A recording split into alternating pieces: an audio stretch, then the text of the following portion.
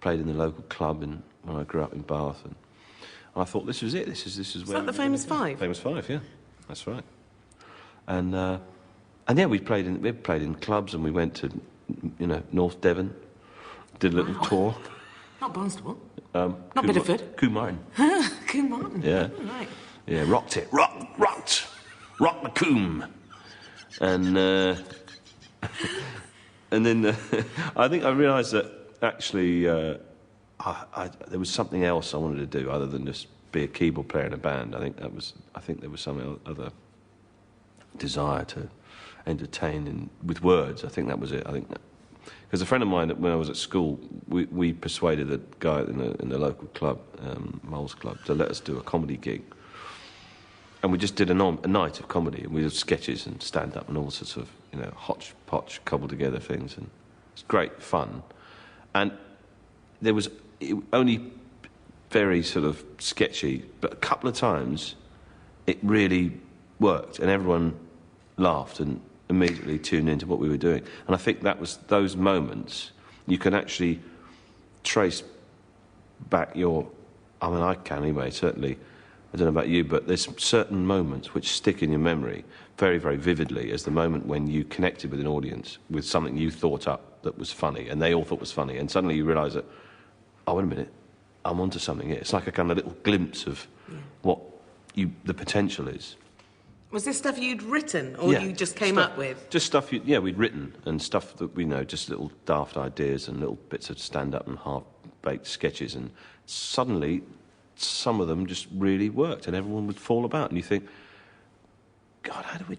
and you didn't really know how we'd done it either, really. It was a bit by accident, kind of just bit random.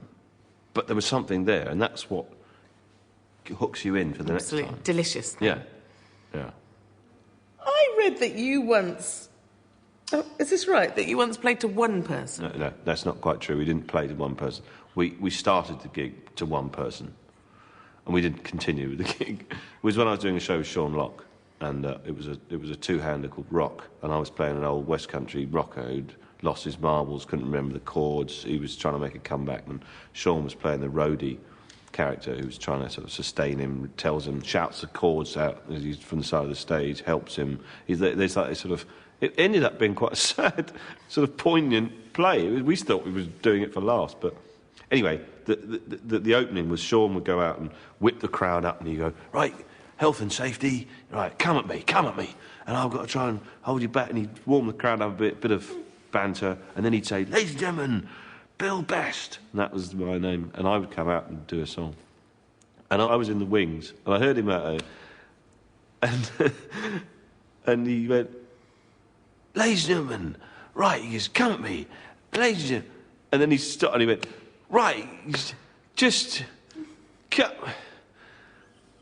come on, just... And he went, for fuck's sake. Did you know then? And at that point...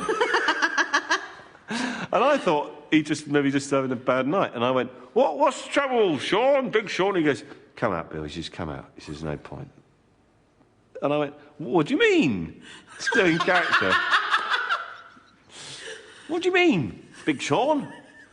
Come out, what, now? Early? And he just, don't forget it, Bill. Just come out. It's no point. It's no point, do it. Come on. Just come out. Sheepishly sort of came out, and then looked, there's no one.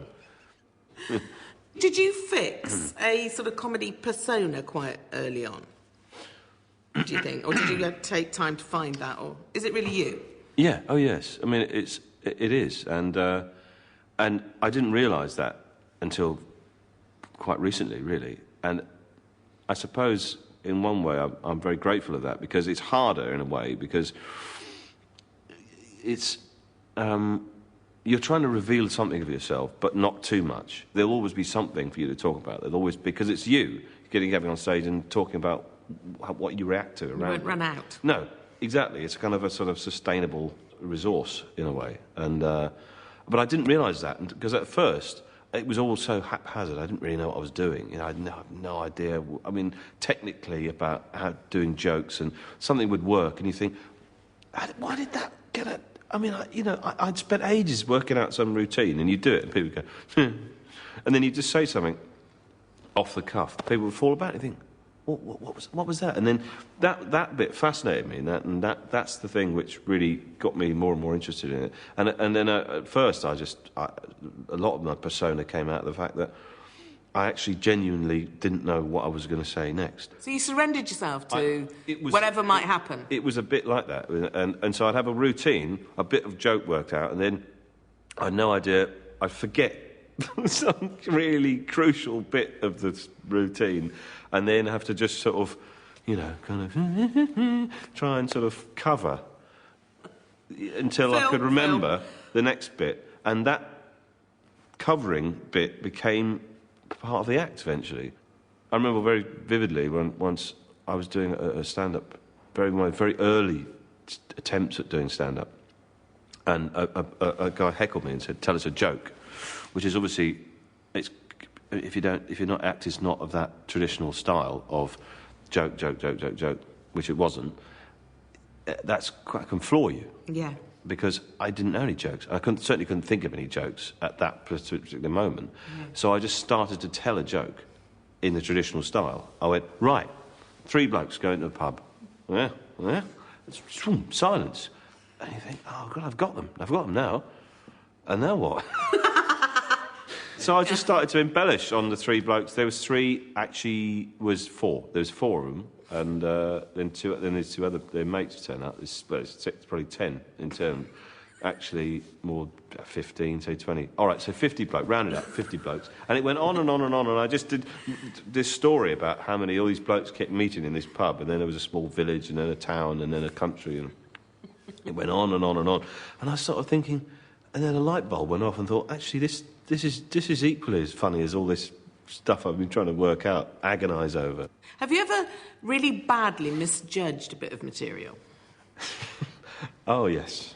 I was on tour in New Zealand, and I was asked to do a private function, and it was a sort of prestigious, kind of dinner-type event.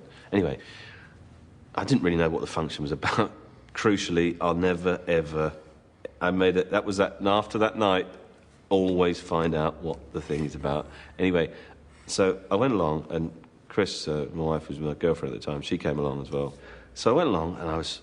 ladies and gentlemen, Bill Bailey. I came on and cut the gags. And I had this routine where I had a kazoo, and the kazoo was... It had been impounded at New Zealand Customs because it had a feather in it, and feathers are a banned substance. So there's this whole routine about that and how I was demonstrating the kazoo, and it was, it's great, laughing, like this. And then I said, let's sing a song now. I picked up the guitar, and I used to do this song called Hats Off to the Zebras, and it was a kind of Bryan Adams style rock ballad, power ballad, in the ebony and ivory mould of black and white living together, but it's the stripes on the zebra's spine, and then there's loads of different black and white animals, badgers, lemurs, killer whales. And from rocking the room to it went literally down to just people going and the sound of teaspoons rattling in cups. And I left the stage, just the sound of shuffled off. People just and of course, the point of the evening was a sort of a kind of harmonising dinner for white New Zealanders and Maoris, and it was like I just gone to the whole purpose of the black and white living together. You and I just think back, actually getting a hot flush just thinking about it now. That was bad, really bad. God. Of course, Chris laughed red off. Yes. Never let me forget it. Oh, funny. Do you get stage fright? Yeah. Oh, yes. What form does that take? Sometimes. Probably not stage fright, actual fear of... of the stage? The stage, yeah. That would be terrible, wouldn't it? I mean, that was never go hopeless. Good evening. You just said, There's look one right up behind you the there, whole don't look. time. Yeah. Yes, I have to be.